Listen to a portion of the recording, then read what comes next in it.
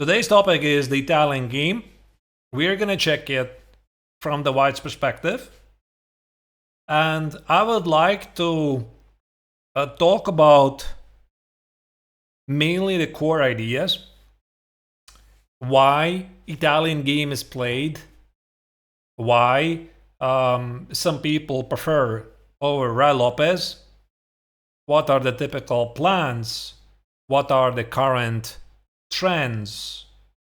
And what you should aim for and what you should avoid from.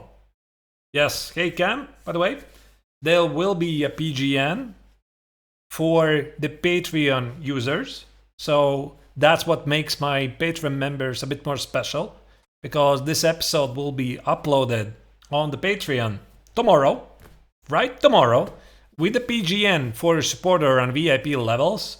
It will be also available on YouTube a week later. And that's why for Patreon it's first hand. But of course, everybody gets to see this live. And I think it's a bit more fun to follow it live because you get to interact, get to ask your questions, and have fun. All right, so we are going to start with the first moves, e4. By the way, a disclaimer, I would like to say that this bootcamp will be pretty advanced. So I will try to explain this advanced stuff as in a simple language as I can, but some of the things maybe is going to be a bit advanced, so I apologize. So I'll try to not to dumb it down too much so that even 500s and 1000s, they understand what I'm talking about, but ultimately it's for pretty competitive players. So we start with e4, e5. Knight f3. I don't think I really need to explain these moves. These are good developing moves. Knight c6 and bishop c4. One of the oldest openings, if not the oldest openings in chess. It has the history of, I don't know, about 500 years or so. I didn't really check it. Should have checked the Wikipedia article. But it's the cousin, so to speak, of the Ray Lopez of bishop b5. So by playing e4, d5, knight f3, bishop c4, to dumb it down, we are simply going for development. We want to play shoot castle, and we want to fight for the center. So this part is at least pretty obvious. But if we now have a bit more modern touch, why do we play bishop c4 in the first place? Why not bishop b5? Because bishop b5 is also super popular opening. It's the so-called Ray Lopez. And again, white's idea is to play short castle and then maybe fight for the center like d4, like c3, d4, sometimes even win the pawn on e5. But there is a problem. And at least at the competitive level, the problem has a name. And its name is the Berlin variation. And it started in year 2000, when the former world champion Garry Kasparov was trying to defend his title, unsuccessfully as we know, against Vladimir Kramnik. He lost the title, and Kramnik used exclusively the Berlin variation. So the point here, after short castle, knight x on e4, d4, knight e6, we go to this endgame, and oh boy, did Kasparov try to break through. He did not succeed a single game. And ever since, the Berlin variation has become like a top-notch theory for black. And so many players from the white's perspective, they simply hate this endgame. They don't like a go here. And they're trying to avoid this endgame by playing moves like d3. And then essentially you have the question. So if we are not entering the Berlin, and we are playing d3, why do we position the bishop on b5? Because very often black is going to play moves like bishop c5, d6, a6, b5, and use the bishop as a target. Hence the reason, at least that's how I treat it. Somebody else from the top level might jump in and say I'm wrong, but this is at least how I understand it. Hence the popularity of the Italian game once again started to become quite big, because something like maybe those 20, 25 years ago, bishop b5 was the move. And bishop c4 at the time was like, it's like a side continuation. Like you can play the Italian game, but of course everybody has to play the Ruy Lopez. It's the Cadillac of chess, whatever, right? And now things have changed because everybody who plays Ruy Lopez definitely play their fair share of the Italian game. So the bootcamp will be structured in, let me say how many parts. I have 4 theoretical parts. So it's going to be everything related with the a6 move. So black is going to play positioning and black is going to play a6. I'm going to explain what I'm talking about so that you understand what a6. The second part will be a5, which is a bit modern move. The third part will be the Hungarian variation, knight f6 and bishop e7. And the fourth part will be some sort of king's Indian defense approach. So black can play like d6, h6, g6, bishop g7, maybe g5, etc. So we are going to talk about what is the best approach for you to play against these. And I'll say it in the very beginning, and I'll say it at the very end. So this is meant to be as an introduction to you in case you are not really sure you're not sure should you play e4 or not, and if something puts you off, that's the e4, e5, those lines, then what I'm hoping is that with this bootcamp you're gonna better understand the ideas, and that if you want to be even more serious, I definitely recommend you go out there and get some courses. Thank you, Theo. Yeah, this will be available on YouTube as well. So yeah, support the authors for doing the amazing work on Chessable, some other websites. So again, this is just an introduction. By the way, I have not written a Chessable course on the Italian, so I'm not promoting my course here, don't worry. So after bishop c4, we are going to start with bishop c5. Essentially, black has 2 main continuations. It's the knight f6 move, and it's the bishop c5. So we're going to start with bishop c5. Now black's idea is black wants to play knight f6, d6, and short castle. So here we are going to play short castle. And one nuance here I would like to immediately mention. Many of you, maybe who have played a fair share of the Italian game, you have probably started to play with c3.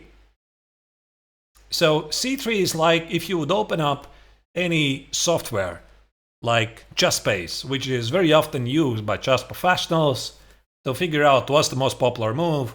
You would also open up some, let's say, Leech's database or whichever you're using, whichever tree you're using, which is the most popular move. You're going to see that c3, it dominates very often.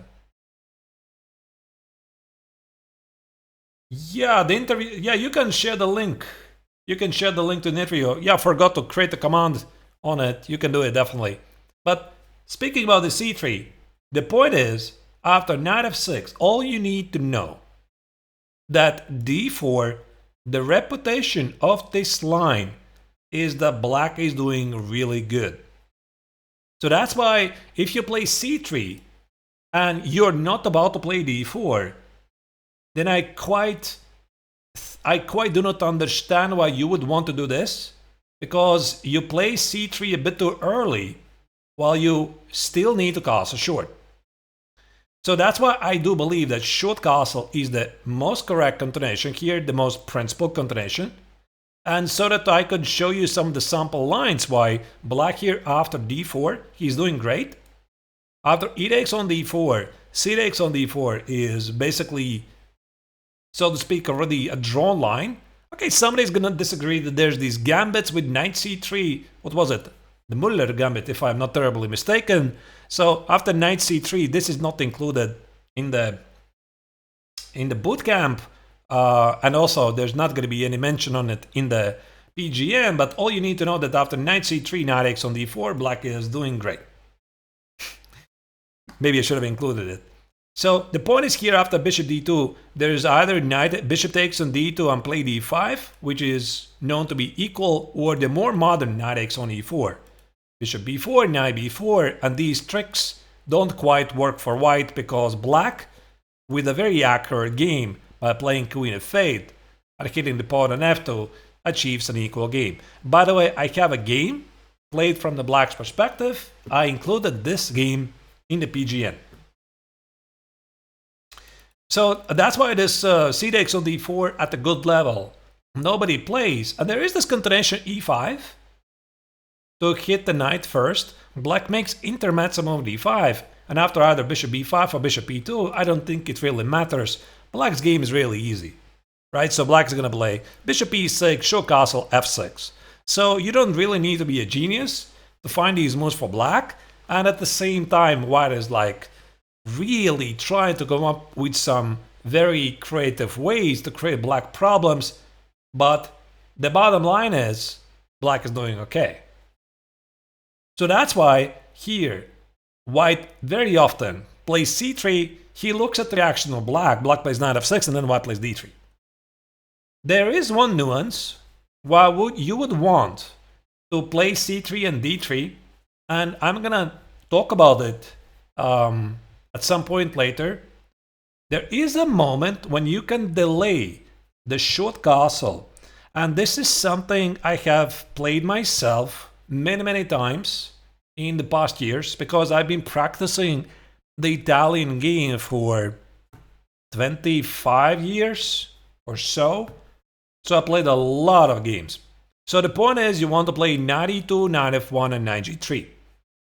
Why would you want to do that? Let me just show you a sample line. Let's say black plays d6, black plays a6. You get to play knight f1. You get to play knight g3.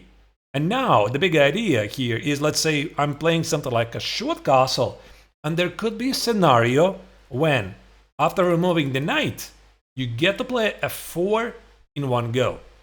So that's why in a common understanding, this is going to be a very typical maneuver. You play short castle, you play rook e1, knight f1, and knight g3, and then you do not have this opportunity to play f4. So it's like hypothetical scenario. To be honest, now that I'm trying to remember from my own games, when did I actually ever use the rook on f1? I cannot remember. So I tried it quite a bit. This knight e2, knight f1, and knight g3, and then only castle short. And I can't even recall a single game when this would somehow help me, because the white rook still goes to e1. So in case you're interested to try to fool your opponent with this move order, you can absolutely do it. But I do believe still that short castle is just good. So you're not afraid to castle short, and you have way more flexibility to react to whatever happens in the center. So of course black usually plays knight f6. There is this moment black could play d6, which is a bit strange move, because now you get to play c3 and immediately fight for the center with d4. And some players like to play queen f6. To be honest, from my games, I can't recall this idea, but queen f6 idea in all kinds of Italian games and Lopez games sometimes is an idea. It means that black stops the d4 move and he wants to play knight e7, knight g6, and knight f4. Also, bishop g4 could be pretty interesting. Yeah, so a Lemmings player says that d6 is to play against knight c3 Italian. Yeah, maybe indeed. Then white doesn't really have so much flexibility how to counterattack in the center. But this is inaccuracy. Why? Because you get a lot of space advantage at the queen side. So you want to trap the bishop with a5. Let's say black does this. Now you remove the bishop. I really like this move because you deal with the bishop g4 idea. I'll play d3. This is going to be a pretty common pawn structure for the Italian game. Please remember this. Now you put the knight on c4, start to challenge the bishop. You want to take on b6 and play bishop e3 and use this as a weakness, so black has to retreat. Now you go b5, another common move. You play d4. And remember please this maneuver. Remember this maneuver. So you play b5, attack the knight on c6, so that you get to play d4, and also close down the bishop on a7. So black could play something like knight g6, bishop e3, knight e6, and a very, very classy move, g3. So we take away the f4, h4 squares, and white simply enjoys space advantage, while black's pieces are positioned really awkward. So that's why this queen f6 idea is really weird. I think that this could be played by somebody who is trying to surprise you. Let's say you are being very shy and you don't really react accordingly. Let's say you play something like this and this and this and this, and then black very quickly takes over the game. Yeah, indeed. But if you pay attention to the details, black's in trouble. Alright, so let's focus on the main moves. Black plays knight f6. Black hits the pawn here. Now we are going to play d3. I did include a couple of games in the PGN. By the way, the PGN will be available only to the Patreon members. So it's not going to be available on YouTube like it's bonus content. Typically, the modern trend is that the knight never goes to c3. And you might be surprised. Why? Why the knight doesn't go to c3? That's the most natural way to put the knight. I'm going to explain it a bit later, but the core idea why the knight quite doesn't belong on c3 is that you do want to play d4. And that's why you do play d3, c3, knight e2, rook e1, knight f1, and knight g3. This is the core idea. I did include a couple of games where I played myself knight c3 for some variety. I think it's also pretty good, you know, when you play the same system for many years, over and over and over, you are kind of breaking some rules here and there and still achieve the same position more or less, but with some nuances. So I include a couple of games that include knight c3 as well, and I'm going to explain what's their core ideas. So we stop d3. Now black has a couple of moves. So this is the very famous starting position. And first, I suggest you to have a good look what your opponent is doing. Essentially, you need to figure out, is he going to play d6 or d5? Because these are two completely different games. So if your opponent plays d6, you got it. So we already know the setup our opponent is aiming for, and I'm going to explain the concept, what to do. If your opponent plays short castle, right now, there's a very good chance he is thinking about a d5 push, which, by the way, he cannot do immediately. This is a mistake. And also understanding when this is a mistake and when it's not a mistake is going to be part of your understanding of the Italian game. Now this is a mistake because the pawn on e1 is under attack, pawn on e5 is under attack, and now f6 is this typical maneuver, d4. You see black center is way overloaded, you could take on d4, that's a basic pin, and everything just starts to collapse. But also a very important maneuver is this. And that's the trick you're going to see a lot. Because often black will try to sacrifice the pawn for a counterattack with bishop takes on f2 and queen f6. Make sure you never miss this check. But here it's not working. Because white plays queen f3, and the detail is the knight on d5 is undefended. Now this idea of sacrificing the pawn on e5 is a very, very known idea. Like takes, takes, takes. And this entire sequence of bishop f2, queen f6 would be working if the knight was protected.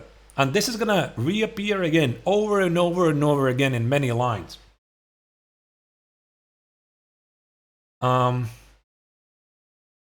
Is there stuff on knight f6, d3, d5? I'll check. I don't remember very quickly. No, I don't think so. No, I don't think so. I'll check it. Let me explain.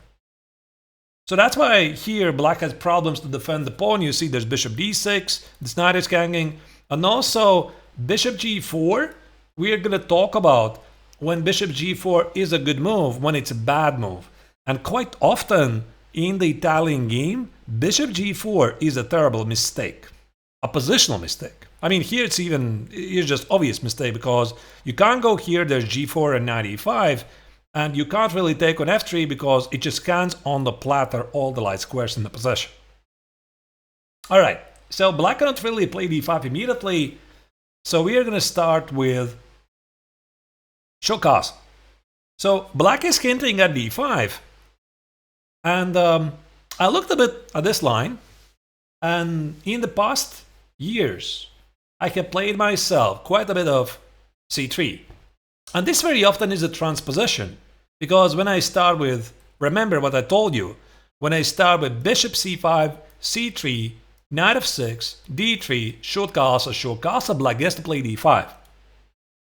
And that's why I think that this move order is more accurate, because now... Oh, thank you, Muddy Waters, for the sub. That's a weird alert, by the way. I'm not sure how it got there. So now, here, short castle, obviously. And now the point is after c3, we get to play, we get to transpose to this. I think, my humble opinion is, black is equalizing in this line. This is how I treat this line. And I worked here from many angles, and I just do not see if white has any real advantage here. And this summer I had one game. I played against Pierre Ballet, French Grandmaster, and I tested one line, and even in that line he basically confirmed it's just a draw. And I decided I don't want to play this line ever again. So instead, if we play with this move order, now you can play knight e2, which I think is a pretty cool move, because we avoid d5. So what do I mean by avoiding d5? Because if black plays now d5, takes, we get to play rook e1. You already know this idea. And there's some tricks, because now this pawn is not so easy to defend. So let's say black would play bishop g4, we already know that this is not so great. h3 here, and there's this, not g4 here. By the way, I think g4 is going to be very risky. Your king is so exposed. So c6, bishop d6, queen h4, f5. I don't really wish this position to anyone. I don't care what engine says. This feels like a terrible Marshall position from the right, Lopez. But actually what you can do, you can exploit the bishop on h5, you can play knight e4, hit the bishop on c5, and go knight g3. Very important maneuver to know. You play h3, push the bishop on h5, you play knight e4, knight g3, now you hit the pawn here again. Remember the trick, bishop g6, knight e5, rook e5, bishop f2, king f2, queen f6, queen f3. Remember this trick, I told you 10 minutes ago, the knight on d5 is not defended for this trick for black to work. So again, let me just show it to you. So knight e5, rook e5, this is not working. The knight on d5 is under attack, and you always need to keep an eye on this trick. So that's why here black has to give up the bishop here, and again, giving up all the light squares for no good reason is just a bad strategy. So, black cannot really do this. How can black defend the pawn? Maybe rook e8. And this is where the knight e2 comes in a better, with a better force than the move on c3. You get to play knight e4, hit a bishop. And now the question is, where do you go? There's suddenly bishop g5. There's a lot of tricks. Look at this. f6, boom. Bishop d5, black is in big trouble. Queen d5, knight f6 is a fork. So you cannot really do that, and it's difficult to find a good square for the queen. So if black tries to go away like this, again, you can play c3, you can play a4, a5, queen b3, and black has problems. This position is incredibly dangerous for black. So that's why black cannot really play d5 after knight d2. And I mean, he can play, but he is definitely worse. So he can try to trick you by playing something like rook e8, maybe prep to move d5, but I mean you can include other moves as well, like useful moves as c3, and again, d5 is a mistake. You play knight e4, you hit the bishop on c5, and now let's say black avoids the bishop g5 idea, and now you get to play knight g5. There's some problems here. There's queen h5 ideas, and here knight f7. By the way, this is a pretty cool idea to know. Knight f7, queen h5 check. Oops. So the point is queen e5 is queen e8. And the rook is hanging. And after king f8, I don't remember. Was it some bishop h6 or f4, to be honest? I think even f4 looks just killing on the spot. So the black king is in trouble. So if you know this trick, if you know this trick that you have to look in this direction, it's much easier. I mean, I have to admit, knight f to g5 is not a very obvious move, but if you know it, then it's a bit easier. So the bottom line is, black doesn't get to play d5. That's it. So you just basically avoid one system. And then we just transpose to the systems with d6. All right. Now let's check. Let's check what happens after d6. So black plays d6. We play c3. Here we are going to check a6. I think I'm going to mention this in one of the later files, but here, typically here, bishop g4, the tempting pin, this is considered to be a positional mistake. Even though, by the way, the Chestnut Convention says this is a good move. No, it's not a good move. So you play h3. After bishop h5, this bishop is positioned really badly here. So you play rook e1. Let's say black also short, or let's say black plays here. You play knight e2, black plays here. You go knight f1, black does whatever. a6, you play g4, and you play knight g3. I mean, if you feel that g4 is a bit too fancy, you can play knight g3 immediately, whatever. Knight g3, bishop g6. The point is that this bishop g6 is not doing anything, and black has major problems to be active at the queen side and the center. And very often black is just struggling. But like I already said, this g4 move is way more to the point because sacrifice never works, so black is not ready to exploit the pin. And here you simply can play king g2, rook h1, maybe g5, maybe knight h4, knight f5, queen f3, whatever. Just throw every single piece at the opponent, and the bishop on g6 is just dead meat. It's not doing anything. So I think I have this line at some point later, but that's the difference, that many club level players, they like to create these pins, like bishop g4, bishop h5, but they don't understand that position the bishop on this diagonal is just a mistake. Well, I don't really argue that there might be some nuances, some differences, but most of the time, that's all you need to know. If your opponent plays bishop g4, bishop h5, he is making a mistake. All right, let's check a6. So a6, why this move is so popular? Because very often, one of your ideas is to play very aggressive b4, a4, grab space. Even there might be moments when d4 push might make a difference in the center. So a6 is like an escape route for the bishop. So black is planning to put it here on a7 so that he can exploit this long diagonal and organize some sort of a kingside attack. So here we have two main continuations. The old continuation is bishop b3. By the way, why bishop b3 is necessary? Because as soon as black plays a6, you should already expect knight a5. So let's say I will play some random move like knight e2, whatever. This might be a problem. And there's an unwritten rule. Do not give up the light square bishop for the knight, just like that. Why? Because the position will open up. Inevitable, it will open up. And if you gave up your bishop for just a knight, for no reason, when you will be opening up the position, your opponent has 2 bishops. It's just not a good strategy. So you should always be on your guard. As soon as black plays a6, he's threatening to trap the bishop with knight a5. Maybe not immediately, but like a move or 2 moves later. By the way, knight a5 immediately is not dangerous. In case you're wondering what's the difference, you give a check and you play b4. That's why. I mean, c6 maybe, bishop a4, bishop c2, b4, so the knight at a5 is weird. That's why it's not yet a problem. But you always want to keep an eye on this knight a5, especially since black has played d6, protected the pawn on e5, and now he's ready to hunt your bishop. So he plays a6. Like I said, bishop b3 is the old-fashioned move.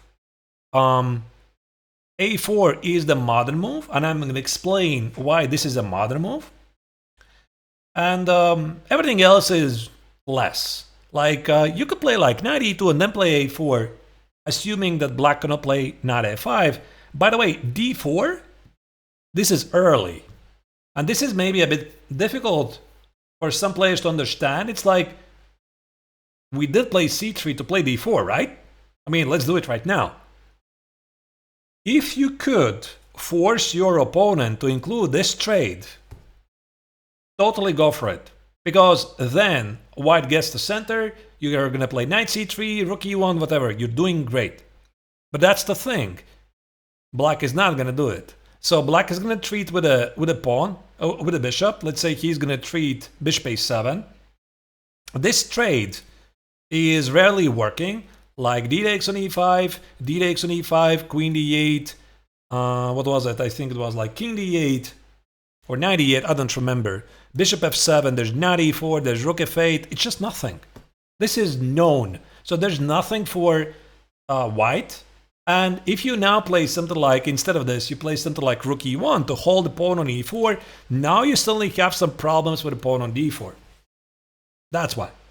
That's why you should not rush with d4, because if you now play d5 and knight e7, it feels like some sort of a amazing King's Indian defense position for black. So King's Indian defense would be the bishop on g6, bishop on g7 with the pawn on g6. But look at this; it's a fantastic bishop here, and then black is thinking like here and here and here and g5, h5, whatever. So black is just better. That's why one of the most important things for you to understand it is you won't play d4, but when the timing is right. And normally d4, so that you remember when is the timing right, is typically with the knight on g3. Then the timing is right, because usually h3, knight g3, you're getting ready to play d4. So before that, I do not advise to do it. So yeah, a4. Why a4 is the modern move, and why bishop b3 is the old move. The reason is that the theory has evolved to the point where the players have understood that, of course, you still need to protect the Lascaux bishop against knight a5, but why not grab some space while doing it? So white's idea is to secure an escape route for the bishop on a2, also hint at future ideas to play b4, grabbing space, and since space is a very big advantage in the modern chess. But there's another idea. Another idea is going to involve, in some lines, still playing d4, but putting the bishop on f1. And this is the difference. So by playing a4, white simply has more opportunities. There is a downside, of course. So the downside for playing a4 is that black gets to play c6, d5 in some lines and hit the bishop on c4 with a tempi. So it's like always, you open some doors, you close some doors, and you have to like navigate very carefully. So these are nuances. The bishop b3 is still pretty good. You deal with knight a5. And you're getting rook e1, knight e2, knight f1, knight g3, d4. This is your idea. There's basically nothing else you have to know. And then let's say black plays bishop a7. You go knight e2, black goes here. It's a good idea to include h3. Why this is such a good idea? Because after rook e1, you could get in trouble. like knight g4, rook e2, and there's this very annoying idea, king h8, h3, f5. Oh, this is very unpleasant.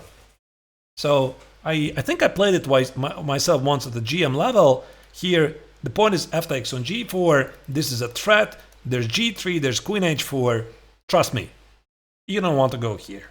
Yeah, so then after f5, there's some gambits with knight h6, etc. Black has all the fun. So I don't really advise you to go there, and this is also one of the reasons why you play h3. Oh, the board is slightly cut off. Sorry, my mistake. Should have checked it. Fixed it. There you go. Yep. If you go back a bit, you will always be thinking about how to make shortcuts. So it's not only about how do I get to the position with knight g3. It's about how do I make shortcuts. What do I mean with shortcuts? It's how do I save a tempi for not making this or that move. So you're thinking, how do I get the knight on g3 without playing rook e1? So how do I get the knight on g3 without playing h3? At the same time, your opponent is thinking, how do I play a short castle without worrying about bishop g5? Because a common thing is, let's say you play h3 right now, black plays short castle, you play bishop g5, and I can definitely guarantee you this. About 90, maybe 95% of the players, they do not go here for the simple principle because they're not sure which positions after g5 they're playable and which positions are losing, because it's very easy to mix up. Because white's idea is just to play in some lines queen f3, maybe king h1 and f4, exploit this deadly pin. You just have to remember very clearly when you can do this, when you cannot do this. And that's why here I have noticed most of the players, when they're in doubt, they're going to include h6 just to be sure. Just to be sure there's no bishop g5. And that's why, again, if you play like here knight e2, which is still a very decent move, black gets to play short castle, making a shortcut. You understand, right? So black gets to make short castle, avoiding h6. And maybe in some lines, he will get to carry out his plan without making the move h6. Right. Why I do not recommend playing h3, there is a game included in the PGN, a very famous game of Levon Aronian against Vladimir Kramnik from the whichever year candidates it was, 2018 or 16, pardon me, I don't remember the year. But it was from the Rai Lopez, where 2018, where it was Kramnik who destroyed Aronian with g5, g4. So I don't think you want to go there, and you do not want to play h3 in general before black has castle short. If you remember that, you're doing great. So that's why we are going to play knight e2. We are basically not having any good moves here. So bishop b3, we're talking about the old move. Bishop b3, short castle, h3, black plays h6. Okay, I don't really know, maybe h6 is a waste of time. Rook e1. Now black has three moves, three main plans. So he has either bishop e6, either knight h5, or knight e7, knight g6, c6, d5. So he has three main ideas. And if he plays knight h5, the point is, this is a pretty famous idea to play queen f6 and knight f4. So, yeah, you play knight f1, queen f6, bishop e3, and I think it takes you quite a bit of steel nerves to go here. Even maybe instead of bishop e3, knight f4, knight g3, engines give here advantage to white. Because the knight on f4 is seemingly nothing, White's gonna play like king h2, white's gonna play like maybe trade on a7 or maybe play d4 immediately, so you ignore the knight. But I can understand that many players are feeling very concerned about the knight on f4. So playing around a centralized piece is a very difficult thing to do. And actually, it gave me an idea that I could make a bootcamp about it at some point later, how to play around certain pieces. Because even if your opponent has centralized the piece, it doesn't mean you have to take it. Then I could explain various concepts why. So there's this idea. There's the second idea to play knight e7. And now we're going to talk about this with a modern move a4 and not bishop b3. Now this essentially leads to a race. So it's all about who is going to make it first. Is it going to be you who is going to play first d4? Or is it going to be black who is going to play first c6, d5? That's it. So are you going to make knight f1, knight g3, d4? Or black is going to play knight g6, c6, d5? Whoever plays it first has a better game. Okay, maybe I'm exaggerating from black's perspective, but if black gets to play c6, d5 safely, you have no advantage. Mainly, most of the time, you have no advantage. So let's say you play knight f1, knight g6, knight g3.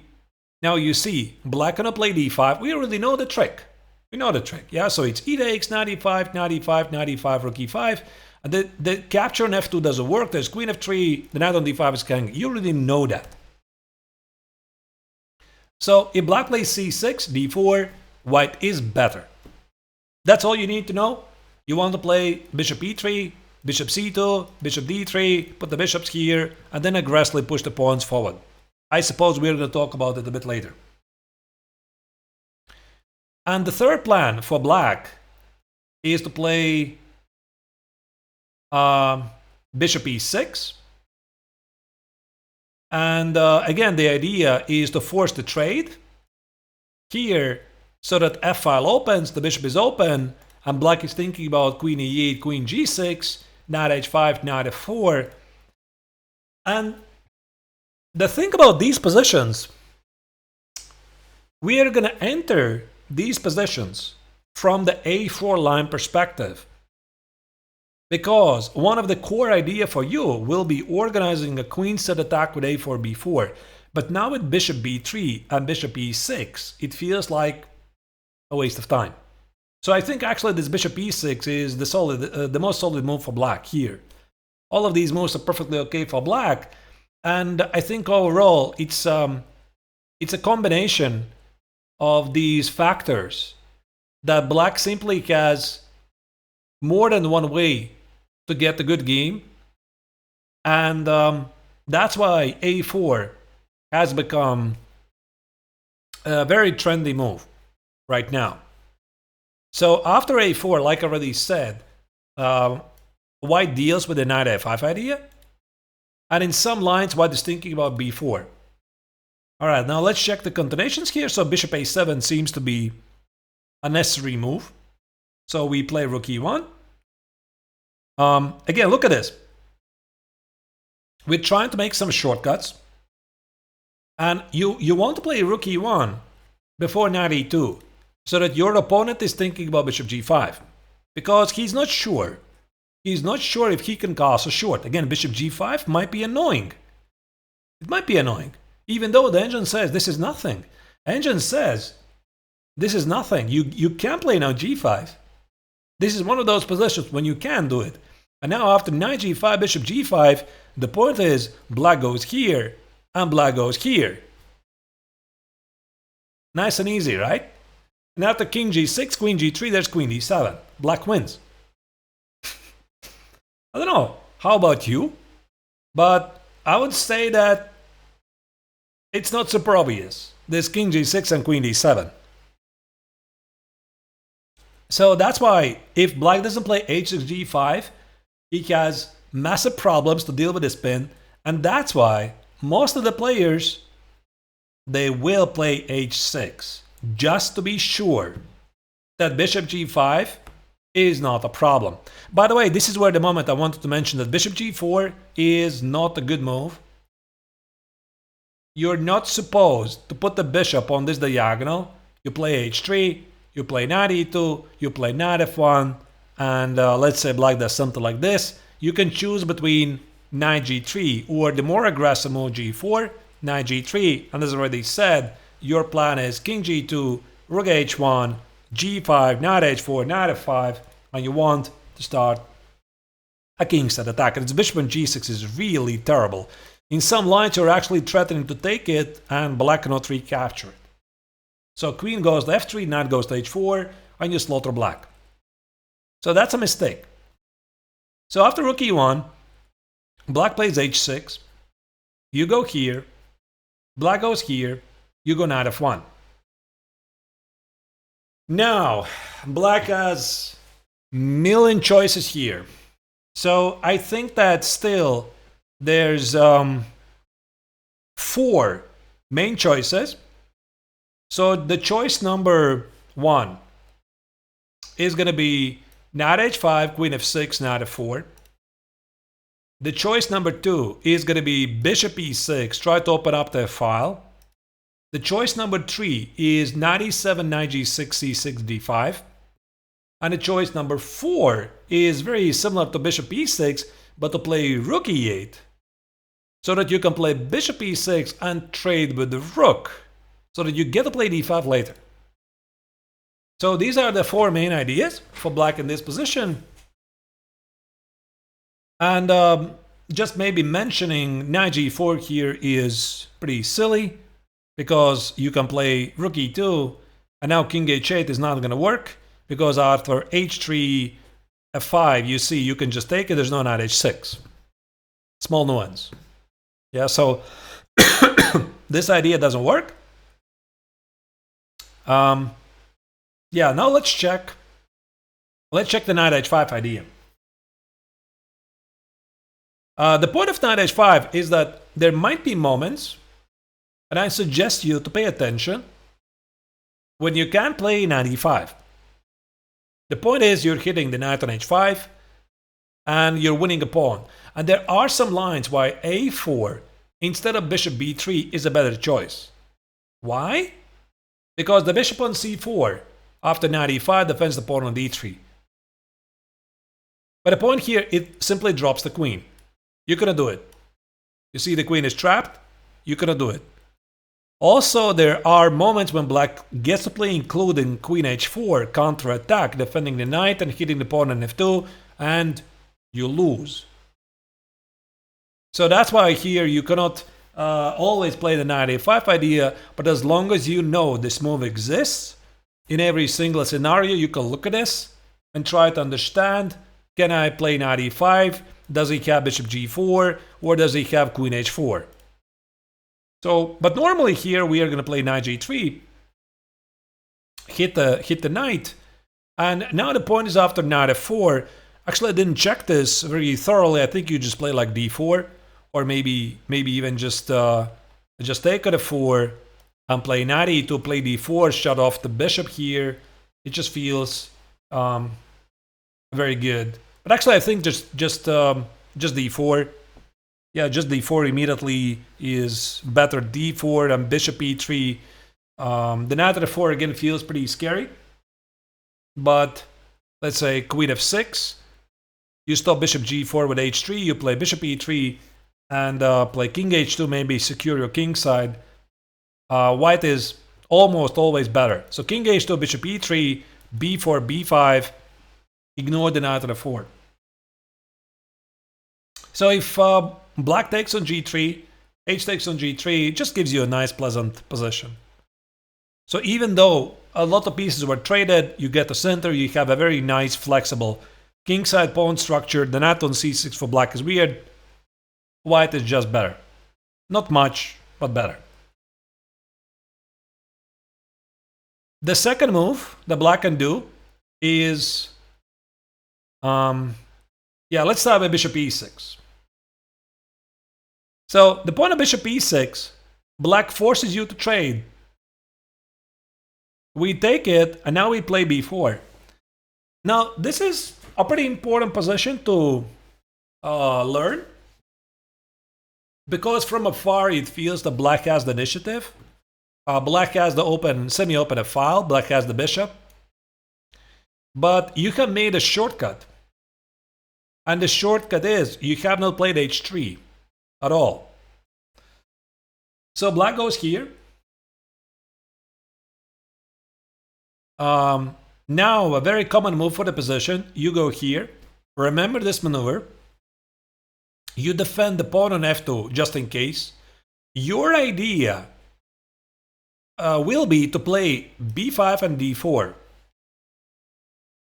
So if black goes here, you can improve the position. You can play like knight g3, you can play some other moves, but this is the core idea. You play b5. Also, the idea here is that if black ever takes it, he has no discovered attack because you take with the rook. That's why the rook on a2 stands better than on a1. So you play b5 and you play d4. So you get something like this, and then typically, from what I have played online, typically black tries to somehow counter-strike in the center with d5, or queen g6, knight g3, bishop b6, queen b3. White is always pushing here. So no problems for you. So you had the better pawn structure. If black plays c6 or d5 at some point, he has more weaknesses. So I think this idea is really easy to remember. What I would like to say is that maybe you do not push it like immediately, rook a2, b5, d4. You can prep it, but that's the big idea. Black can also improve bishop e6 by playing rook e8. So you play knight g3, bishop e6. So black's idea is to play d5. And again, now I didn't check it, by the way, why d4 was not really so great. I suppose you're not ready for the action in the center. Yeah, I think it's d5. So you do not get this position, which, by the way, is still not very clear. So you have a center, but it might be pretty weak. Now, but I think this is a lot better for white. Yeah, so it's d5. And black is doing great. There's always some rook d6 ideas if necessary. So that's why here you play b4. You have this, whatever is this called, the bathtub structure. And now after d5, you play queen c2. You try to play for the space advantage at the queen side. So something like d takes. Yeah, and the game continues. So you could maybe, again, think about b5. Maybe you could think about, I don't know, try to get something on d5, like knight f5, bishop e3, knight e3, try to get on d5, maybe knight e2, knight c4, b5 looks interesting. So that's the plan. But black is doing okay. Yeah, I'm not saying that black is doing badly in any lines, I'm just explaining the ideas. So the most famous idea by far, is knight e7. Many people treat like this is the only idea in the position. No, it's not the only idea. It's just a very popular line. So black wants to play knight g6 and c6 and push d5. Now, this is going to be pretty important. The move order here is really, really important. So, do we play h3, knight g3 or knight g3, h3? What does it matter? But check this. If you remember that the core idea in this position is the race, whoever is pushing faster, is it you d4 or black d5, you will figure it out. Because now if you play knight g3, knight g6, the problem is that after d4 you get to play bishop g4. This pawn is hit pretty seriously. There's not h4. This is not great. So you need to play h3. And black plays c6 and he plays d5 first. Why?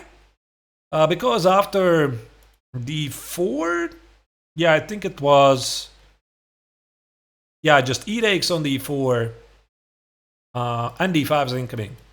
That's it. Black gets a fine game like this.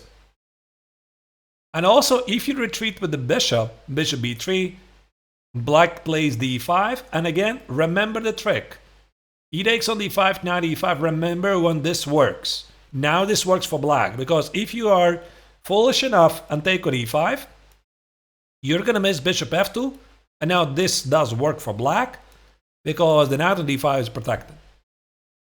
So, if you learn this, you're going to solve a lot of problems. So the knight on d5 needs to be protected for black, and you're losing the race. I mean, it doesn't really mean that you're doing terribly. Like here, after e takes on d5, knight takes on d5, you can still press. You can play d4 yourself. You play knight e4, and if black does something like, for example, rook e8, there's some other moves as well, but let's say rook e8, maybe you get to this IQP position by putting the bishop on e3, and you're trying to somehow, in the long run, to exploit the weakening of the d5 pawn. But be warned, it's objectively equal. Maybe still okay to try. So the knight goes to f1 so that you're not getting checkmated, there's no mate on h2, you're pressing against the pawn on d5, but it's equal. That's why we start with h3. And now after h3, we deal with bishop g4. If he plays c6, we win the race. We remove the bishop from d5. He can't play d5 because I take it, I collect the pawn, and I win the race. So I was first, and then I play knight g3. Or if he plays knight g6, I retreat with the bishop. He plays c6, I play d4. I win the race. By the way, he cannot really play d5. You already know why. I keep explaining this over and over and over. Takes, takes, takes, takes, takes, takes. You know this. The knight on d5 is not protected by the pawn. So let me show you what happens if you win the race. So it's a small victory, but obviously the game is not over. So black could try to, by the way, counterattack with d5. You take on e5, you take on e5, and now it feels like some Scotch opening, where you have 4 pawns versus 3 at the king side, and some chances for some advantage. You want to play like a5, like queen e4, like f3, like rook e1. It does feel like Scotch. And white is pushing. Not a big deal, but white is pushing. This is not equal. White is slightly better. And if black plays like rook e8, you play knight g3. Now this is your typical position. You want to play bishop e3, bishop c2, bishop d3, queen d2, hit the pawn on h6, rook d1, and aggressively play in the center. All right, let's go back and see what did I miss. Yeah, so I think that I covered basically everything a4 related. I'm sorry, yeah, a6 related. I'm thinking, did I miss anything? This was the main line, this was the main line. Yeah, it's all about the race. Who is going to make d4? So if you understand the small nuances with the knight on d5, it's protected or not protected, that you shouldn't automatically play a3, knight g3, and if black plays d5, he's good, and if you get to play d4, you're doing great. You're fantastic. All right, let's move on. Let's select the next one. The next part number 2, is Italian game with a5. So what does it mean? Same Italian game, short castle, knight f6. I already explained why it's short castle. Yeah, even if somebody is late for the bootcamp, no worries. 1 week later, I will post it on my YouTube channel. It will be a PGN will be available on my Patreon, in case somebody doesn't know. Tomorrow I will post the entire video on Patreon with the PGN for supporters and VIP levels, which is part of the reason why it's a bit more special for the Patreon members. Alright, so here we play d3, d6. We already discussed that black cannot easily play d5. Yeah, so d6, c3, a5. Now, if you were closely following what I just said about a6 and bishop a7, did you notice one thing? One of white's core ideas is getting space advantage at the queen side with b4, a4, etc, etc, etc, b5, b4, etc. That's why a very modern trend from the black's perspective has been the move a5. So black goes for the same ideas very often, but removes you the opportunity to play b4. The bishop sometimes goes to a7, but quite often it stays to c5. There's some unique positions and unique ideas. So we are going to play rook e1. Our idea is we are hinting at d4, but again, we're being quite careful. Remember, we are also removing our opponent the chance to make shortcuts. Because if he casts a short, this is, by the way, not analyzed in this bootcamp, but bishop g5 is something that really worries a lot of players. Like, again, can you really play g5 or can you not play g5? I mean, you can, of course, play bishop g3 and try to exploit this weakness on f5, like knight e2, knight f1, knight e3, etc. But when you look at this position and the bishop on g3, a logical mind will ask the question, wait, didn't I tell just myself about 20 minutes ago that black is not supposed to play bishop g4, bishop h5, the bishop doesn't belong on this diagonal? Are we not doing exactly the same from the white's perspective? Well, not quite. Because we are more mobile with a counterattack in the center. For black, it's a bit more difficult to do it. So this idea of bishop g5, bishop h4, bishop g3, it has its cons. Yeah, indeed. Bishop on g3 could be in trouble. So I am not covering this in this bootcamp. It leads to a very complex game. But what I'm suggesting is that you keep the bishop g5 opportunity open and you expect from your opponent to move h6. So now we play knight e2, show castle, and now there's two main moves. I think that this move is by far the easiest move. I don't really know which is more popular move, the h3 or knight f1. I think that this move h3 is a very complex move because black typically plays bishop e6. And look at this. So if we go for the same position that we thought we have after a6 and bishop a7, it feels that we are unable to advance to the queen side and black can have all the fun at the king side. So this is what black wants. So that's why here in these positions with opponent a5, white rarely takes on e6. He plays another move, bishop b5. And now after bishop b5, black has committed to a5. He cannot easily get rid of the bishop. And there's some crazy lines with queen b8, threatening queen a7, hitting the pawn, and also a4, queen a5, try to force you to take on c6. And this leads to some mind-boggling lines, like after d4, e takes on d4, bishop c6, whatever.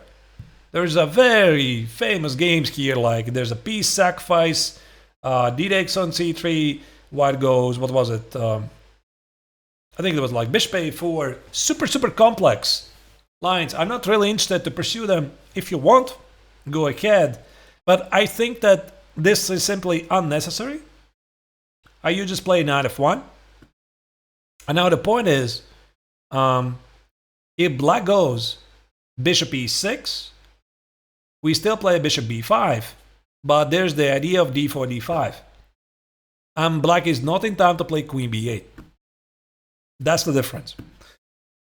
So if here again black has a couple of other choices, he can play knight e7, knight g6, c6, d5.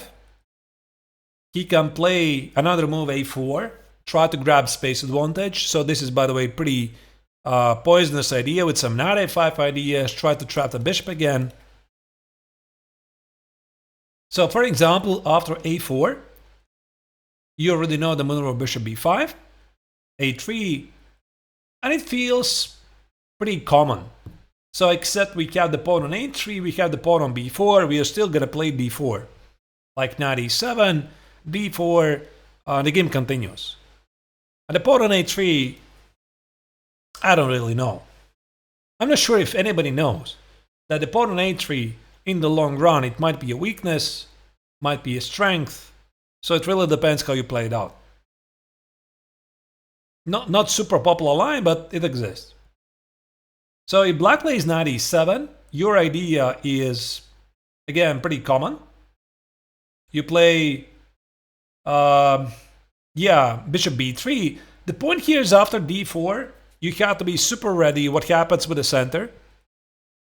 This is the move you never want to miss, followed by d5. Sometimes black is also thinking about like knight e4, rook e4 and d5, but there's rook e7. So it quite doesn't work, and the white has two minor pieces for the rook and probably technically winning position. So, but this idea of d5 you should never miss. And black destroys your center, you have an IQP position. Not terrible, but not great as well. So keep an eye on the move d4, because if you force your opponent to do something like this, you get to play knight g3, bishop e3, bishop d3, you win the race. So it's all about the d4 push. So that's why you play bishop b3, knight g6, now you play d4. The point is, black no longer has this idea to play knight e4 and d5 or d5 knight e4. Yeah, and here white is just better. Slightly better. You're going to play like knight g3. Actually, I didn't check what happens after bishop g4. I suppose you don't really mind that he's going to take it. Maybe you can try to trap the bishop here with a3. So again, it's pretty complex position. Yeah, what else? Yeah, so finally, the main move here is bishop e6. As I already said, this trade doesn't favor white because you don't have b4, and the d4 itself is not a big deal because black is super active here. He could just maybe takes and bishop b6 and aggressively fight for the center. You do have a center, but it's pretty vulnerable. Actually, here the engine says white is slightly worse. So that's why after bishop e6, with a pawn on a5, you never take on e6, you play bishop b5, and your idea is to play d4, d5. Black has two options. He can go either here, or he can play knight e7. If he goes bishop b6, you just continue with the normal fashion, you play d4. You want to play bishop d3. Yeah, by the way, there's this idea, bishop e3, queen d2, and take on h6. It's very dangerous. Like, I think it was like this, something like bishop c7, queen d2, king h7, knight f5, and it starts to feel like incredibly risky for black. So typically black takes it here and plays counter-strike in the center. I think I played this myself from the black's perspective as well once with knight e4, very trendy idea. The point is that if you take it, this gives black huge compensation. There's like queen d5, bishop f5, there's lines where black wins back the pawn on d4, the white goes for improvised king's at attack. I think the relation is that the position is about equal, but I haven't really been following the modern trends. And that's why I think the simplest one is just to play bishop d3, ignore it, and just play this position, which I think is just a lot better for white. Like bishop f5, bishop e3, maybe take it, c6, rook d1, etc. White has the pawn majority, the king side, and you're thinking of a way to exploit it. So, seems to be a solid plus. Of course, keeping a close eye on the c5 push.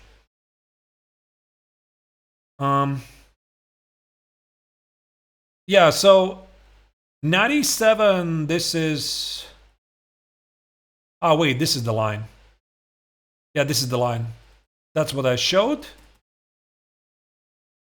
They're basically very similar. Yeah, so after 97, d4, e takes, c takes, you just ignore the knight, you play bishop d3.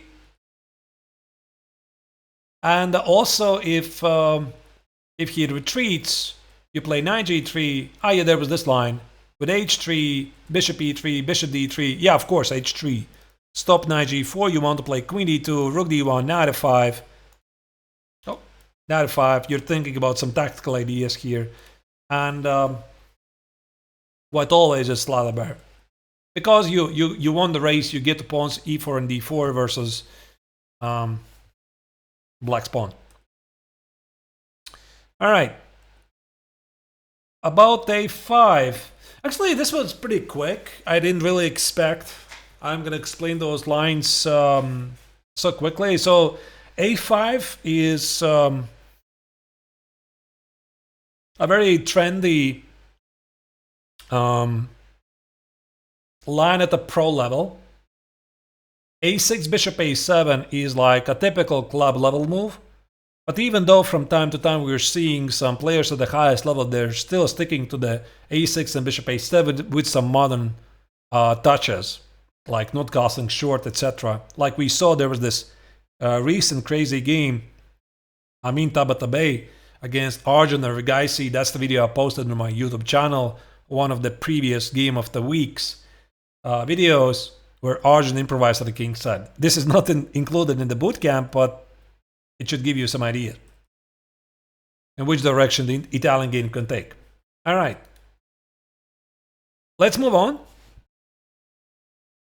And then there's the third part.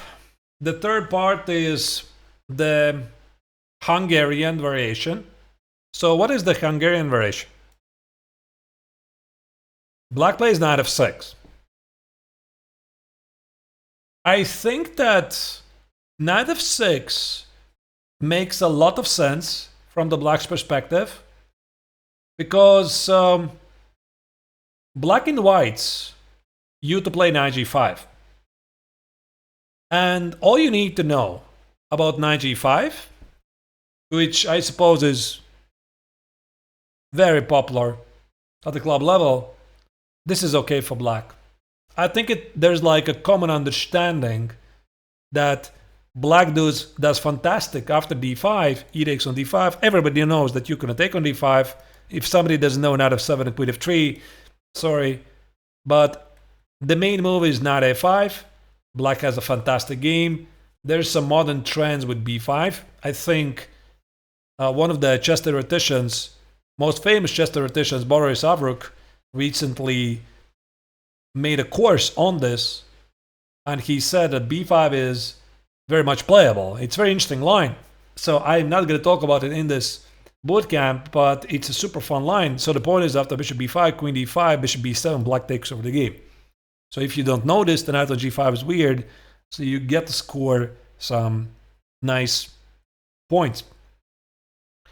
But yeah, 70% win rate is black after knight g5. Yeah, so that's why here white typically reacts with d3. Typical problem with knight c3, by the way, is knight takes on e4. That's the maneuver you never want to miss. And black immediately equalizes. So that's why we play d3. Protect the pawn on e4. And there's bishop e7. So I think that from the black's perspective, it makes a lot of sense to play knight f6, so that he gets to choose between bishop e7 and bishop c5. So black plays bishop e7, which essentially is a passive version of the Italian game. And you might be wondering why black is doing this. I think the answer is pretty obvious. Black is not a big fan of the bishop g5 plans. So if the bishop goes to c5 and d6, so many players, they hate bishop g5. like here. Yeah, bishop g5, should castle, and let's say these lines with bishop g5. They just don't like them. There's pins, etc. h6, g5. Not everybody feels like they want to go in this direction, and that's why this bishop e7 is a passive move, but there's no bishop g5. So we are castling short, and rook e1. Super important move, by the way. So there's basically two moves you need to know in this position. That's the move rook e1. Why? Because black can still play d5. So if you play something like c3, black plays d5, takes, knight e5, rook e1. Actually, I'm not entirely sure what is this, but even without a lot of knowledge, I think I can just go here. If you play h3, I can go here, and we don't have these maneuvers you saw earlier in the bootcamp because the bishop is not on c5, it's on e7, and accepting the pawn on e5, well, let's just put it this way, it's incredibly dangerous. It feels like it's a great martial variation from the Ruy Lopez again. So in case you know something about the martial, you know what I'm talking about. Yeah, so that's why this rook e1 is necessary, stopping d5. And I think that in general you do want to stop d5. It just gives black too much activity. Like also in those a6 lines, when black was hinting at d5, you play knight e2, you avoid d5. And here black plays d5, you just take the pawn. I don't think there's any real compensation. Like, of course, black can try to play like Marshall, but you have no weaknesses here. You have no pawn on d4, which is a typical target of the counterplay in the Marshall variation, so I suppose you're going to figure it out. So black plays d6, and if you were closely listening to what I was saying in the Italian game with a6, as soon as black protects the pawn, you should watch out for knight a5. A positional mistake is something like knight c3. You allow knight a5, never ever go for these positions. You give up the light square bishop for no good reason. And again, when the position is going to open up, black's bishops will be stronger. So that's why what we do, we use something from the previous parts. We need to secure the bishop, but at the same time, we want to fight for the space advantage at the queen side. How do we do it? a4. That's how we do it. Again, the modern trend. So we prepare an escape route for the bishop, and we are ready to push the pawn forward, grabbing space. Well, naturally here black has like a million choices, but when I looked at them, what are the most popular ones? There's essentially three. Three continuations dominate in the Hungarian variation. It's bishop e6, it's knight a5 and c5, and it's king h8, knight g8 and f5. So, we can start with knight a5. The point is, black wants to kill your bishop, you say no to him, black wants to play c5. Now, this feels very often like some suit for Ruy Lopez position, and here you have a very easy plan. Your plan is to play c3, b4. Not very difficult to carry out. So let's say black goes like here, you trade, you play c3, you want to play b4. Bishop d2, b4, takes, rook c1, queen b3, very easy plan. These pawns are static. If black plays d5, he creates weaknesses. If black goes knight c6, you go c3, your idea is to play bishop d2, b4. Let's say here, trade, b4. Not very difficult. There's obviously some nuances, like put the knight on c4, play b5, etc. Bishop takes on c3, d takes on c4. Just pawn, which line are you talking about? I quite do not follow. Not sure I understand. Either way, if you know this maneuver knight a3, c3, bishop d2, b4, again, you're on the right track. You're going to figure it out. The other move is king h8. And this is the very fighting move. So black wants to go here.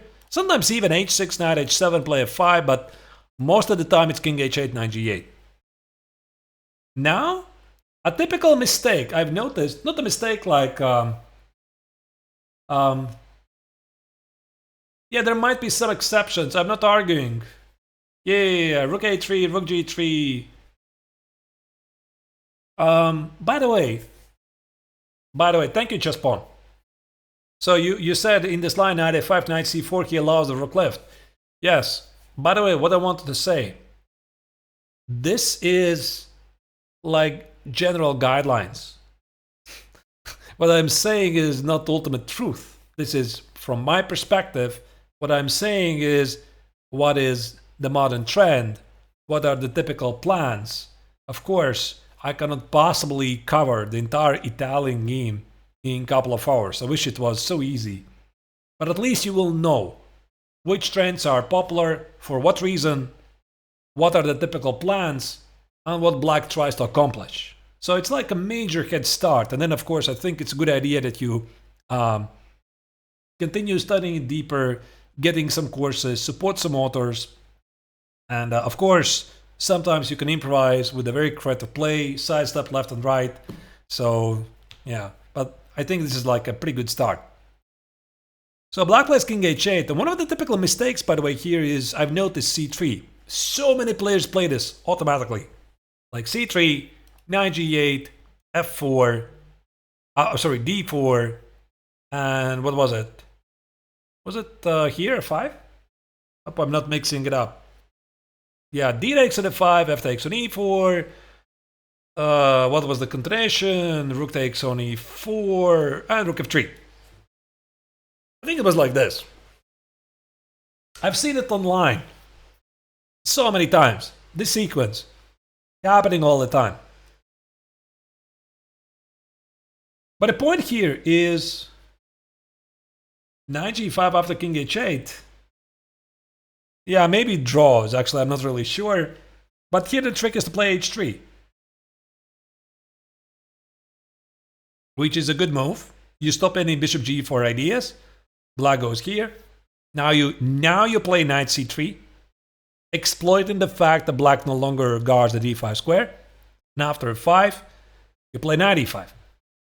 So your idea is to play b4, b5. So there's basically, there's many moves obviously. Your idea is to play like a5, a6, grab space, maybe b4 at some point, maybe c3, b4, and keep the knight on d5 for as long as you can. But the main idea here is to play knight f6. The question is how to do it. So immediately knight f6 is a mistake. Because now you get to play knight g5. You want to deliver some fork ideas on f7, which, by the way, is not so easy to meet. So you want to just to take at f6 and give a fork.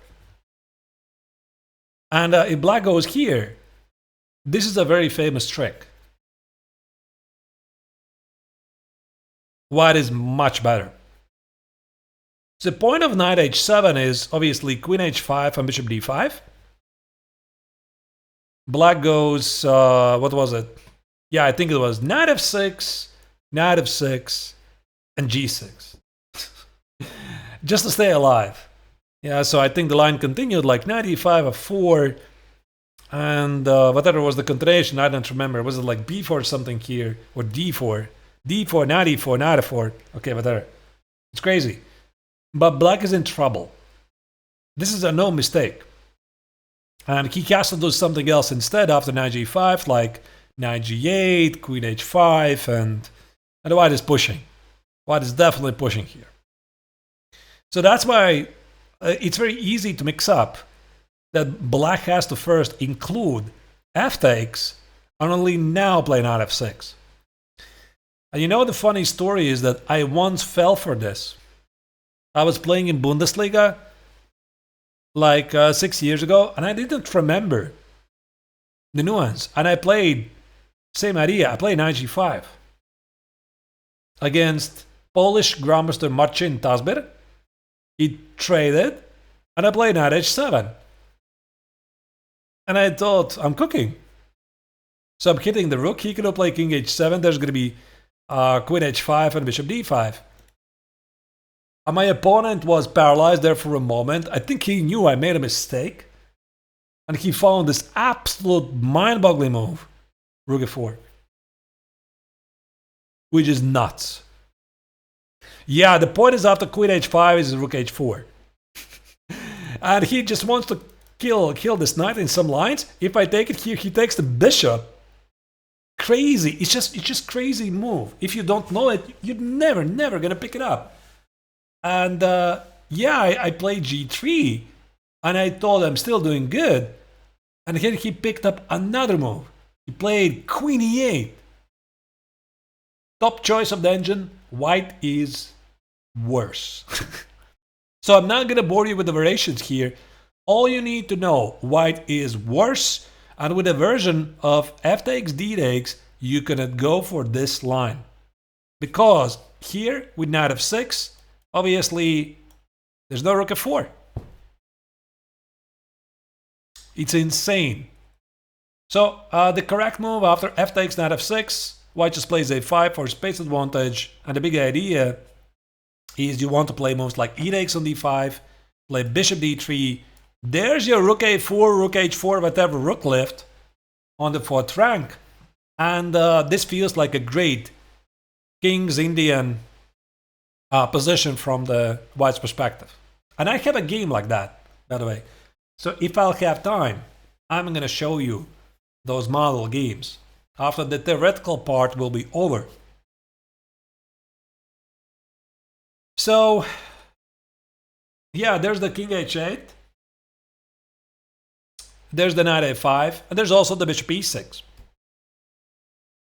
So after bishop e6, we can use some of the knowledge we already know with the typical bishop c5, a6, bishop a7 ideas. You already know them.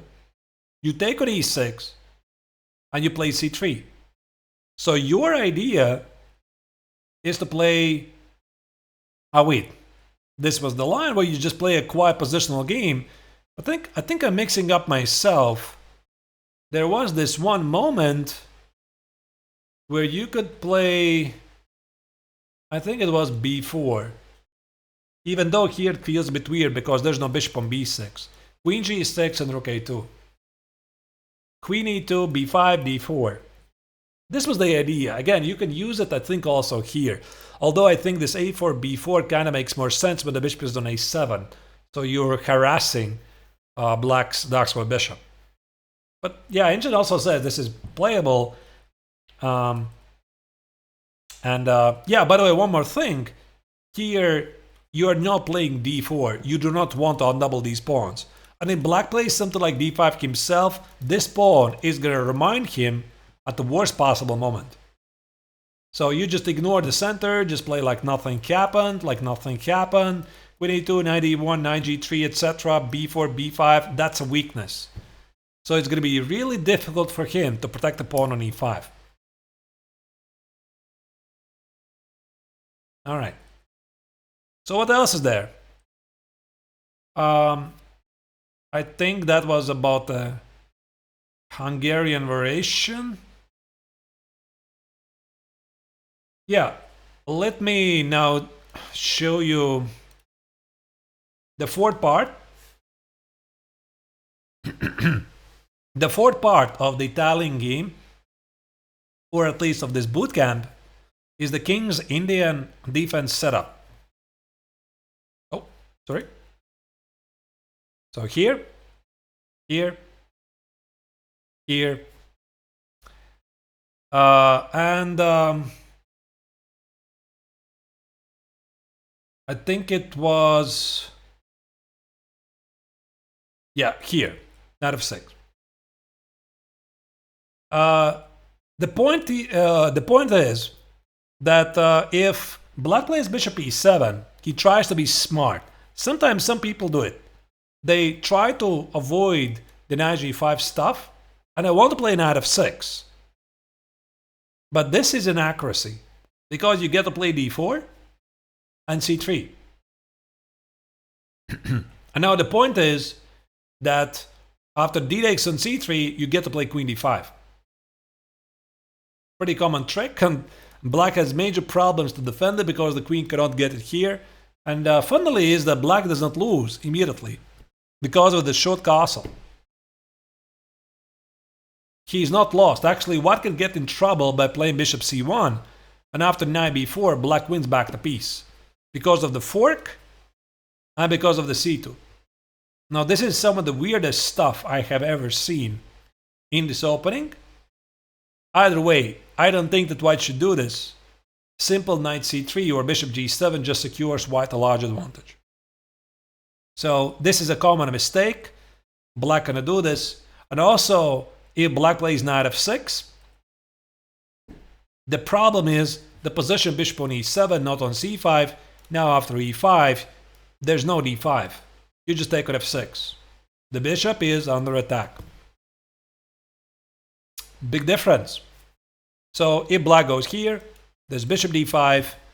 I won once a very nice game. I think I included this in the PGN. Black is losing million tempi, and white secures a large advantage. So we are going to look at knight f6, d3, and h6. Why black does this? Black wants to go here, or maybe here. d6, g5, and bishop g7. It's not very good, because you get to play simple short castle again. This is going to be your response against anything.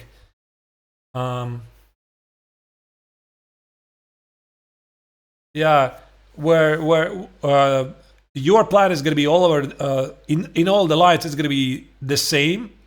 So d6, c3, and now black has a choice. Either g6 or g5.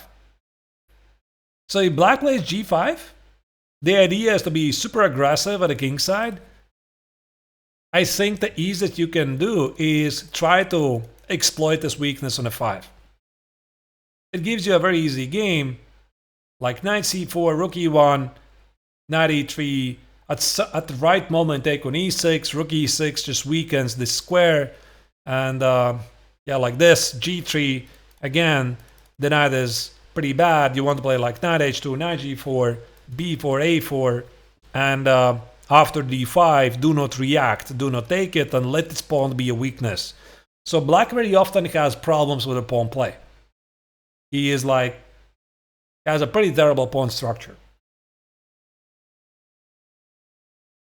There's going to be a model game about this, so I'm going to show it after the theoretical part. But normally people play g6, and this is where you get a very easy game. So you play d4. Knight e4 is just a mistake, I think. Yeah, just take it. Bishop d5 and take on c6, take on d8 and knight e5.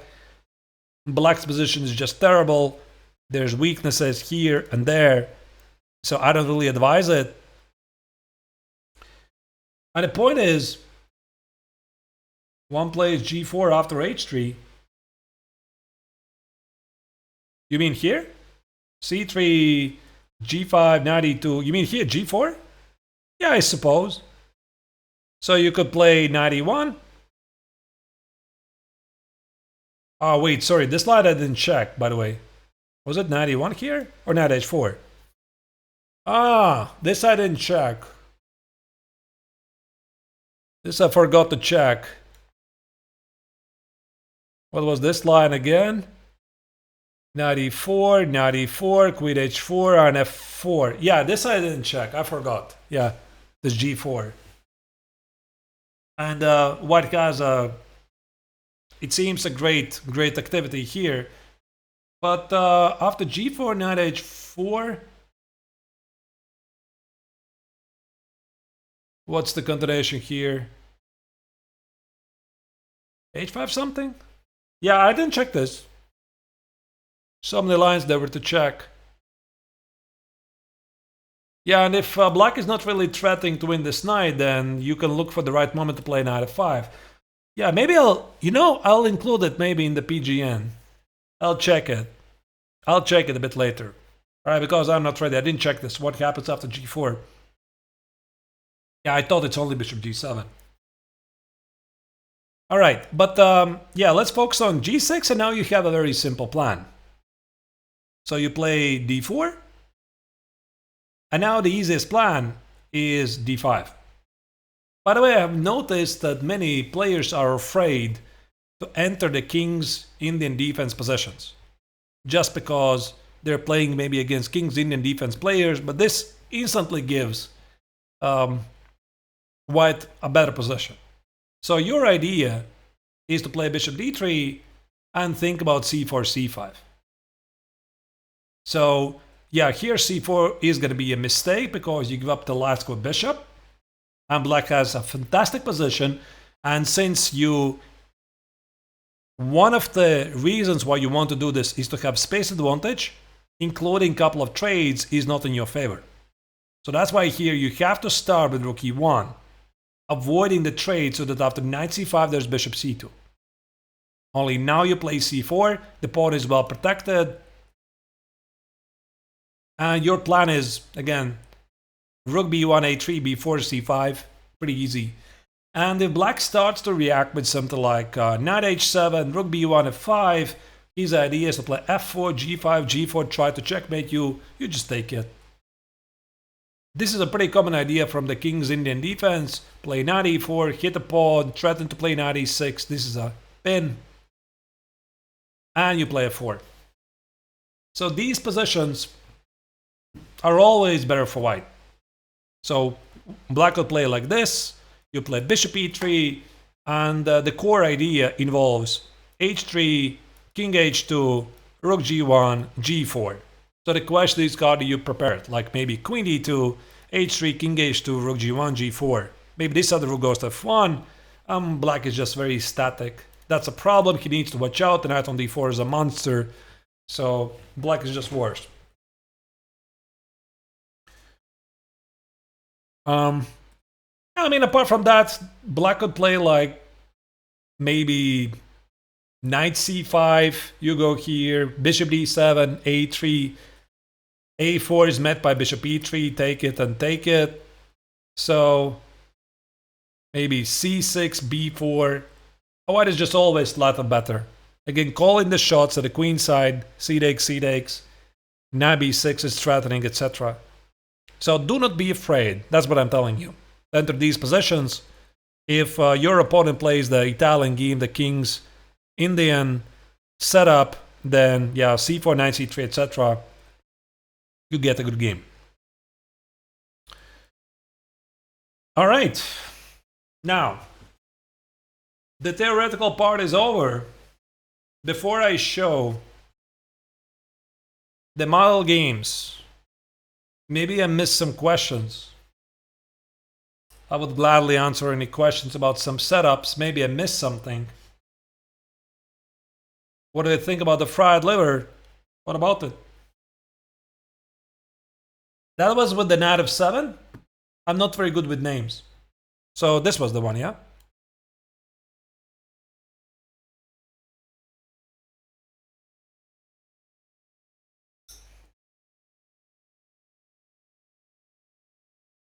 So knight of 7 is a pretty common idea. And queen of 3. But I think according to an engine, it's even stronger to play d4, if I'm not terribly mistaken. I think the engine was saying that this is even stronger. And then the point is that after e takes on d4, now this looks even better. What was it? Yeah, I think it was like short castle, bishop e7, knight of 7, queen of 3. Immediately. King goes here, rook e1, knight e5, some stuff like this. If I remember correctly. But I mean, still knight of 7 and queen of 3 is very dangerous. So knight x on d5 is considered to be a mistake. I mean, it's already known for a long time. So knight e5, this is not how you play. So you have to play either knight a5 or b5. b5 is the modern move. And d4, yeah, knight e5, d4. Apparently, according to engines, yeah, here chess.com engine is silly. It says it's a miss. I seem to remember that running with proper engines, it was saying that d4 is simply stronger. Any other questions before I move on to the model games? By the way, in case somebody's wondering why I'm wearing glasses, it's just for the boot camps, really. So whenever I'm wearing glasses, I'm gaining 100 points elo. That's a fact. It's been verified. So I feel if I want to run a boot camp, I have to wear glasses. All right. If there's no questions, I'm going to show you a couple of games. Like, I'm going to start with this game. This is my game against Lithuanian talent Paulius Pultinevicius, who was not yet a Grandmaster at the time. Now he's a very strong Grandmaster. Already rated about 2600, maybe more. I'm not really sure, I haven't been following. So we played out the typical of Ra Lopez. You see, I started with c3, and my understanding has evolved that it's more accurate to start with show castle and be more resilient to black's plans. But most of the players I have played, like 90-95%, all of them, they mix up the move order. Everybody is mixing up. It's so easy to get confused with the move order. So I played knight e2, I played a4, I tried to be modern, stopping this knight a5 idea. I played h3, I played short castle, so I really confused him. And now, in this position, by the way, this I did not mention in the theoretical part, why one of the core ideas why bishop b3 is an older move and bishop c4 is a better move. There's the move d4. You get to play d4 right now. And now the point is, this is worse for black. You get to take, you play knight e4, and black has difficulties to come up with the next move. This bishop on a7 is pretty ridiculous. And there are some lines, like here, bishop g5, and black is suffering. Bishop b4 is incoming, knight c5 is incoming, queen b3 is incoming. Despite the fact we have an IQP on the board, black is worse. And also there's the trick that if black goes takes and now plays d5, bishop g5, f6, a bishop b3, white keeps the better position. f5, knight g3, knight h5, etc. So white is calling the shots. You find it difficult to evaluate which of the IQP positions in the Italian are good and which are not. Actually, I think that none of them are bad. So it's not like IQP position itself is a bad position. So in the worst case, you get an equal position. It's just this position is particularly good for white. Like this one. In this particular position. With the bishop on a7, I suppose it's a pretty bad bishop. And also with as many pieces on the board, I think it makes sense that the one who has the IQP, he's doing better. If you have less pieces on the board, then the side who is playing against IQP can hope to take over the game. That would be my simple explanation. So, yeah, why d4? And if black now goes, instead of e takes on d4, hey, Casper. Casper maybe knows quite a bit about Italian game. My theoretical part already is over. But the big idea is to take on e5 and retreat to bishop at f1. Like, what was it? Like this, and here, and you want to play knight c4. Knight c4, queen c2, b4, a5, bishop e3, fix the center, and have a nice game. Oh, Kasper is playing in European Championship. How is it going? How many points do you have? So Kasper Pieroni, we have a fellow 26 Hungary level Grandmaster here in the chat.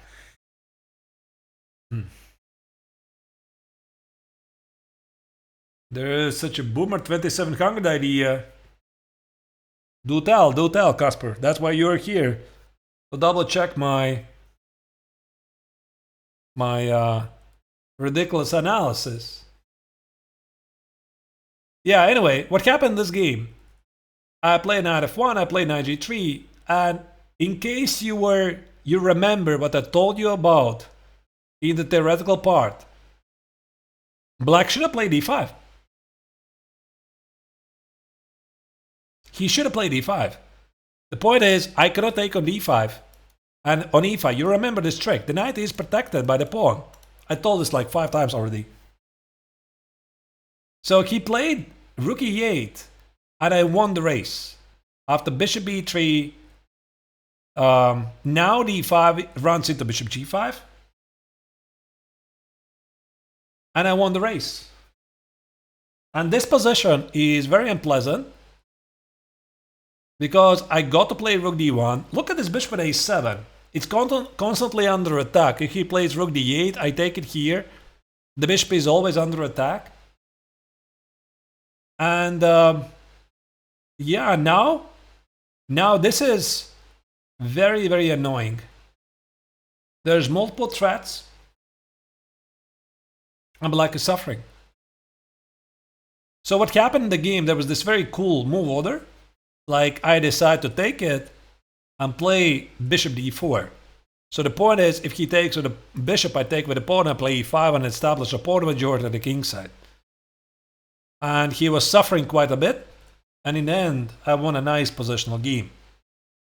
So this was my game, one of my model games against Pultinevicius. So it's going to be included in the PGN, the full version, the full game.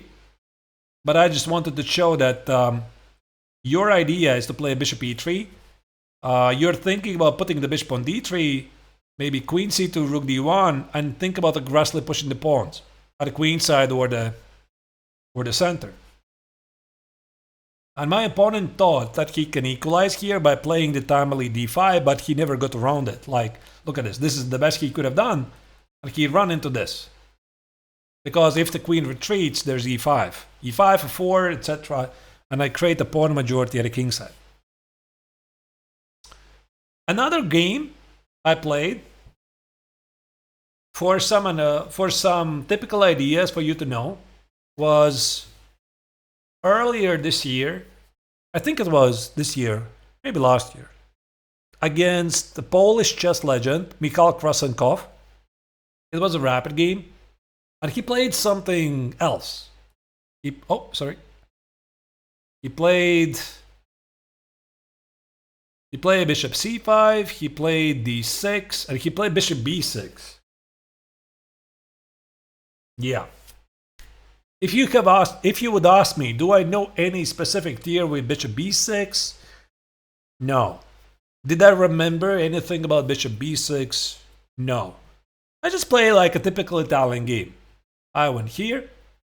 Yeah, because the point maybe is he's trying to trap my bishop with knight a5 or something. For this game, I felt, okay, bishop b3 looks reasonable. I went here. Now I went here. You already know this trade. You know the maneuver of knight c4 and b4 and a4. So all of this makes quite a bit of sense. I'm harassing the bishop on b6. So he played e5 and he thought that I'm going to take on b6. But now the point is I just retreat. And that's a weakness. So he went further. He played e4. I went here. He went here and played queen e7. And what happened, I got a great Najdorf-like position from the white's perspective, where he had the terrible Daxwa bishop. against my perfect knight. And I won the game very easily. Like this, like this, like this. And when I was having this position over the board, I just could not believe that I'm having this fantastic position against such a just legend as Mikhail Krasenkow, right? So I just proceeded to push forward at king side, trying to create targets. Mind you, this was a rapid game. It was not a classical game. Trying to find targets, and finally at the right moment I played knight e5, and I just calculated everything carefully, and I won the game. So, I mean, the rest part is not really important. What I wanted to say is this opening part, that even without knowledge what can be done, I knew that taking on e6 is the right idea. I'm not afraid of the semi-open file. I knew the idea of knight c4, and I knew that I'm supposed to play b4, a4, and try to generate targets at the queen side. That's it. The rest, I figured it out.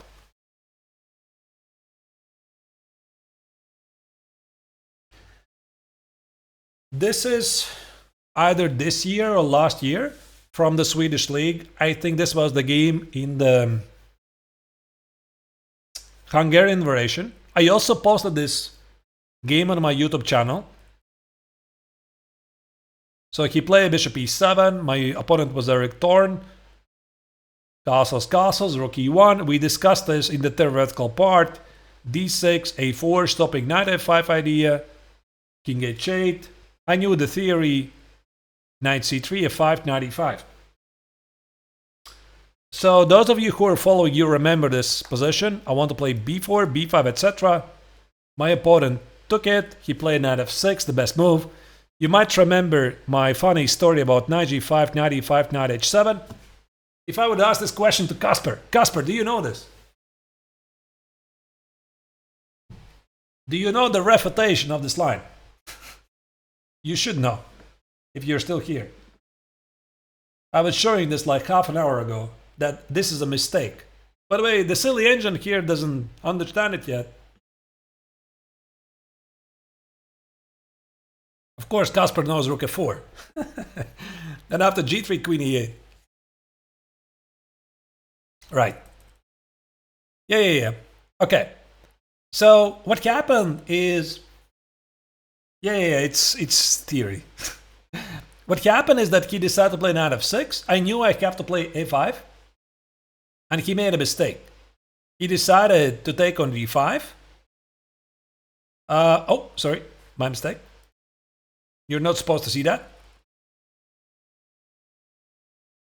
The point is that I'm advanced at the queen side, and if he plays a6, I play b4. So it's really cool, because he cannot take it, because his knight is trapped. And if he doesn't do it, he plays like this. I play c3, I play bishop e3, and I just enjoy a very nice space advantage. Take care, Kasper. Good luck in the championship. And if he takes on d5, I take with a pawn, which has happened in the game. And now I have two ideas. So one idea is to play bishop d3. And the point is c4, b4, and the very cool rook a3 idea. In some lines, lift the rook on the third rank. Or if he plays like this, yeah, this is pretty similar. Bishop e3, knight e2, knight e4, a6, generating weaknesses at the queen side. His dark square bishop is pretty terrible. But what I played bishop e3, and I met knight e7 with a6, with a pure domination on the board. So this is a very powerful opening. I played, I sacrificed the pawn, I played b3, and I just continued to dominate the position on the board. Yeah, bishop a4 was silly, rook a2, walk away from the pin. This game is on my YouTube channel in the playlist Inside the Mind of a Grandmaster. You can find it out in case you want to find it just follow my YouTube channel, one of the playlists features my game analysis from all kinds of international chess leagues, etc. And this, I think, was titled The Hungarian Goulash. How to make a goulash out of the Hungarian variation. Either way, you see that this entire sequence is really promising. So I was strictly following my knowledge. I play h3, I play knight c3, I play knight e5, and aggressively advanced the pawns on the queen side. And also in some lines, I keep the idea to lift the rook on the 4th or 3rd rank, like rook a4, bishop d3, rook a4, rook on the 4th rank, and basically see what happens.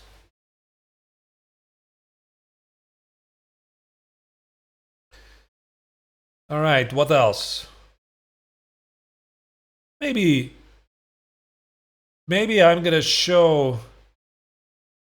finally this this game that I mentioned at the very beginning, this famous game of Aronian against Vladimir Kramnik.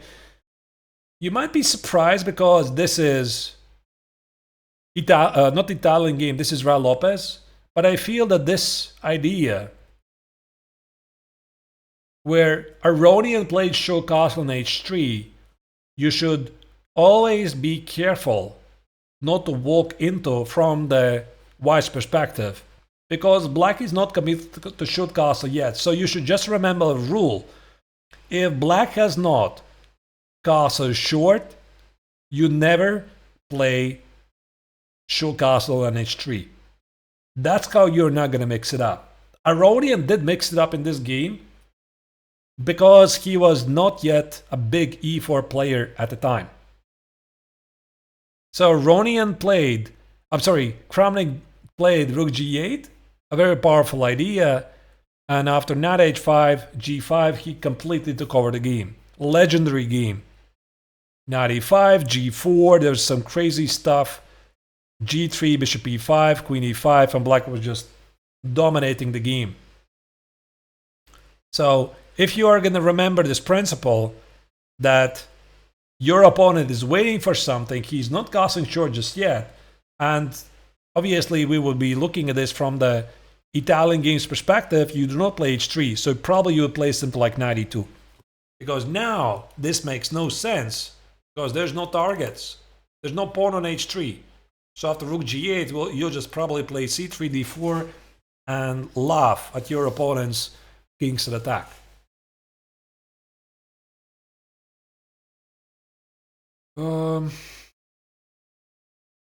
Yeah, basically, that's it. I have more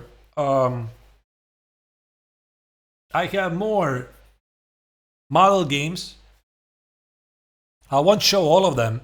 They're included in the PGN. The PGN will be available together with the full version of the bootcamp tomorrow on my Patreon channel as part of the reason what makes it special to be a Patreon follower. And but for everybody else, of course, it will be available. The video will be available for free on my YouTube channel in about 1 week. But the PGN is only available in case somebody is interested to check out those variations. It will be only available on my Patreon and nowhere else. This is something I've been asked many times. No, it's only for Patreon members.